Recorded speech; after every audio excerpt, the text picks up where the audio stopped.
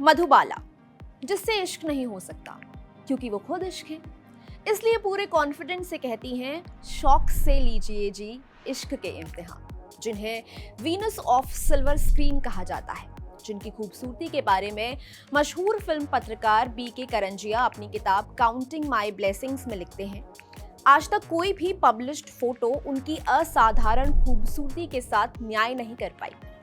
अब मधुबाला की बायोपिक बन रही है, संजय लीला भंसाली बना रहे हैं, डार्लिंग्स वाली डायरेक्टर जसमीत के रीम इसे डायरेक्ट करेंगी। फिल्म में लीड रोल के लिए कई नामों की चर्चा चली, कियारा आडवाणी से लेकर अनीत पड्डा तक। मधुबाला को पर्दे पर उतारने के लिए कई नाम सामने आए। अब बताया जा रहा है कि सारा अर्जुन को लॉक कर लिया गया है। ये धुरंधर वाली सारा है, जिन्होंने अपनी एक्टिंग और स्क्रीन प्रेजेंस से लोगों के दिलों में तो जगह बना ली है। कुछ साल पहले 10 अगस्त 2017 को नई दिल्ली के मैडम तुसाद म्यूजियम में मधुबाला की मूर्ति का अनावरण हुआ। इस मौके पर उनकी छोटी बहन मधुर भूषण ने कहा था, अगर मधुबाला की बायोपिक बनी तो उसमें 3 पुरुष जरूर होंगे। उनके पिता अताउल्ला खां, जिन्होंने मधुबाला को ग्रूम किया, दिलीप कुमार, जिन्होंने उनसे प्रेम किया, किशोर कुमार, जिन्होंने उनसे शादी की। आज हम बात करेंगे उन्हीं मधुबाला की। लाखों लोगों के दिलों पर हक जमाकर बैठने वाली मधुबाला खुद अपने दिल में छेद लिए पैदा हुई। मधुबाला का असली नाम मुमताज जहां बेगम देहलवी था। उनका जन्म 14 फरवरी 1933 को दिल्ली में हुआ था। उन्होंने 9 साल की उम्र में अपना फिल्मी करियर शुरू किया। उनकी पहली फिल्म थी 1942 में आई बसंत। इस फिल्म के बाद मुमताज अपने पिता के साथ दिल्ली वापस आ गई। बाद में देविका रानी ने उन्हें ज्वार भाटा में रोल के लिए दिल्ली से बुलवाया। इसी फिल्म से दिलीप कुमार ने भी फिल्मों में एंट्री की थी। हालांकि मुमताज ने ये रोल नहीं किया, लेकिन उनके पिता ने ये फैसला किया कि अब उन्हें दिल्ली से मुंबई शिफ्ट हो जाना चाहिए। उन्हीं दिनों डायरेक्टर केदार शर्मा ने एक फिल्म शुरू की, नाम था बेचारा भगवान। इस फिल्म में उनकी पत्नी कमला चैटर्जी हीरोइन थी, लेकिन अचानक उनका निधन हो गया और फिल्म अटक गई। कुछ समय बाद केदार शर्मा ने फिल्म पर दोबारा काम करना शुरू किया और राज कपूर के साथ मुमताज को फिल्म में कास्ट कर लिया। राज कपूर उन दिनों केदार शर्मा को असिस्ट कर रहे थे। ये फिल्म बनी और इसी फिल्म के बाद मुमताज हो गई मधुबाला। फिल्म का नाम भी बेचारा भगवान से बदलकर नीलकमल कर दिया गया। 1949 में मधुबाला की फिल्म महल आई। ये वो दौर था जब देश नया नया आजाद हुआ था। इस फिल्म ने मधुबाला को नौजवानों के सपनों की मल्लिका बना दिया। ये उनकी ब्रेक थ्रू फिल्म थी।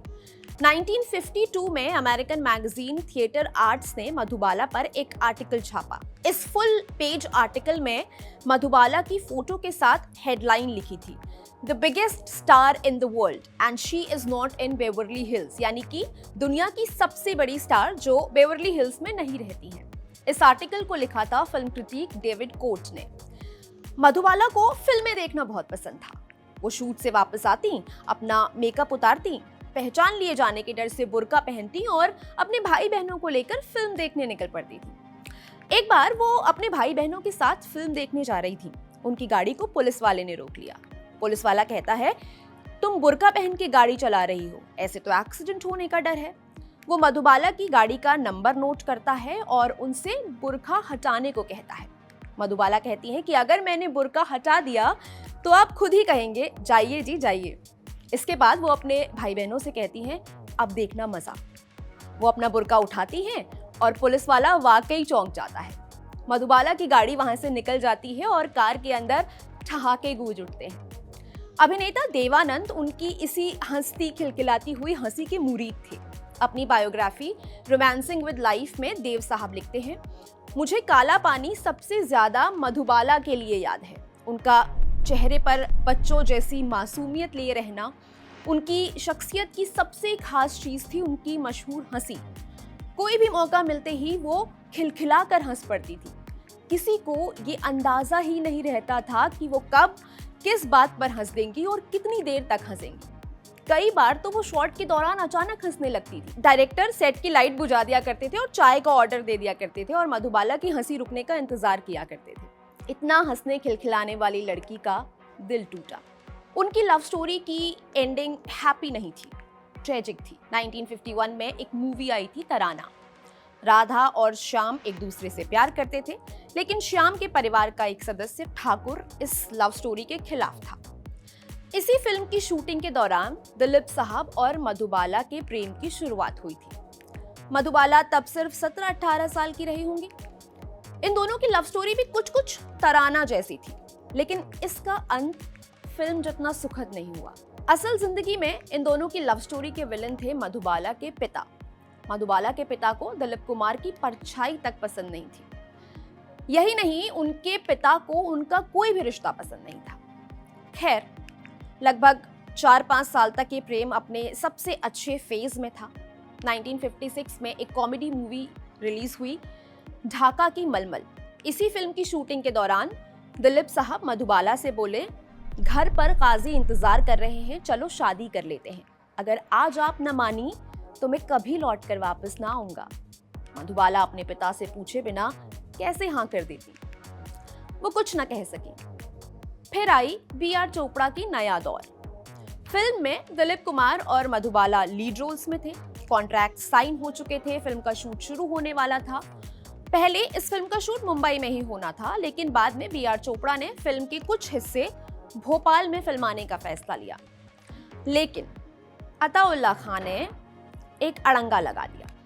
उन्होंने कहा, मेरी बेटी शूटिंग के लिए बाहर नहीं जाएगी। एक तो उन्हें दिलीप कुमार फूटी आंख नहीं सुहाते थे। अब उन्हें डर था कि अगर मुंबई से बाहर गए तो दिलीप कुमार और मधुबाला का प्यार और परवान चढ़ सकता है। फिल्म की 10 दिनों की शूटिंग हो चुकी थी। बी.आर. चोपड़ा इस मामले को कोर्ट ले गए। मधुबाला ये केस हार गई। बाद में बी.आर. चोपड़ा ने ये फिल्म वैजंती माला के साथ बनाई। वो सिर्फ ये केस नहीं हारी थी, अपना प्यार भी खो चुकी थी। दोनों के बीच कड़वाहट आ गई थी। दोनों के बीच बातचीत भी बंद हो गई थी। इसी कड़वाहट के बारे में अपनी आत्मकथा the substance and the shadow में दिलीप साहब लिखते हैं, मुगल आजम की शूटिंग के दौरान हम दोनों एक दूसरे से बात तक नहीं कर रहे थे।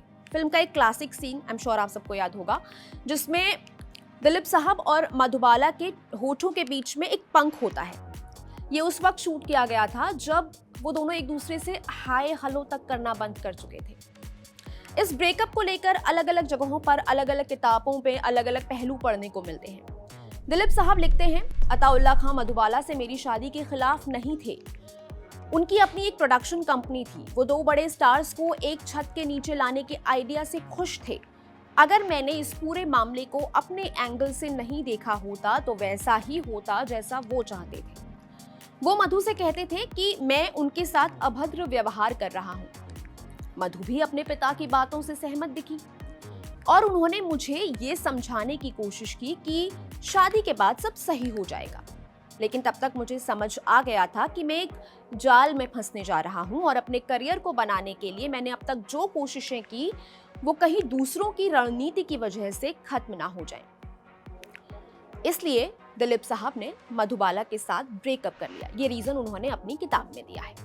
मधुबाला ने हमेशा अपनी पर्सनल और प्रोफेशनल लाइफ को अलग रखा। मुगल आजम के दौरान वो न सिर्फ ब्रेकअप से गुजर रही थीं बल्कि बहुत बीमार भी थीं। फिल्म का एक गाना है, मोहब्बत की झूठी कहानी पे रोए। इस गाने में मधुबाला भारी भरकम बेड़ियां पहने हुए दिखाई देती हैं। उन्होंने बीमारी की हालत में भी टूटे दिल के साथ वो गाना शूट किया। मुगल आजम के असिस्टेंट डायरेक्टर सुल्तान अहमद बताते हैं कि फिल्म का पहला सीन जिसमें मधुबाला को बुत बनकर खड़ा किया गया था, मधुबाला ने जरी के काम से लदे भारी भरकम कपड़े पहने हुए हैं।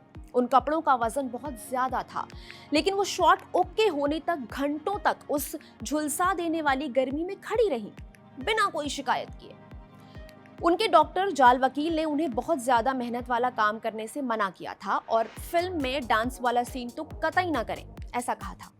बताया जाता है कि मधुबाला ने सब काम किया, नाचना हो, धूप में शूट करना हो, पानी में भीगना हो या पैरों में जंजीर पहनकर चलना हो, मधुबाला ने सब कुछ किया। कई बार ऐसा भी हुआ कि वो काम करते करते बेहोश हुई, लेकिन ठीक होते ही उन्होंने फिर से काम करना शुरू कर दिया। 16 अक्टूबर 1960 उन्होंने किशोर कुमार से शादी कर ली। किशोर कुमार उन्हें इलाज के लिए लंदन ले गए। वहां डॉक्टर्स ने कहा कि वो 1 साल भी जीवित रह सकती हैं और हो सकता है कि 10 साल भी जिंदा रह लें, लेकिन उसके बाद वो 9 साल तक जीवित रही। लंदन से लौटते ही किशोर कुमार उन्हें उनकी बहन मधुर के घर ले गए उन्होंने कहा कि वो बहुत बिजी हैं और मधुबाला को समय नहीं दे सकते। मधु बताती हैं, किशोर कुमार ने उनके इलाज का सारा खर्चा उठाने को कहा, लेकिन क्या सिर्फ इतना काफी था? बीमारी में दिलीप कुमार भी उनसे मिलने आए। मधुबाला की आंखों में आंसू थे। वो दिलीप से बोली, मैं खुश हूं, मेरे शहजादे को शहजादी मिल गई। 23 फरवरी 1969 मधुबाला के 36th बर्थडे को 9 दिन ही बीते थे। उन्होंने अपनी आंखें मूंद ली और इस दुनिया को हमेशा के लिए अलविदा कह दिया। मधुबाला की कहानी को इतने कम शब्दों में, इतने कम समय में समेट पाना तो मुश्किल है, लेकिन हम वापस लौटेंगे उनसे जुड़े और अनसुने किस्सों के साथ। आप देखते रहिए कड़क। मैं हूं गरिमा, कैमरा के पीछे है मेरे साथी अली। शुक्रिया।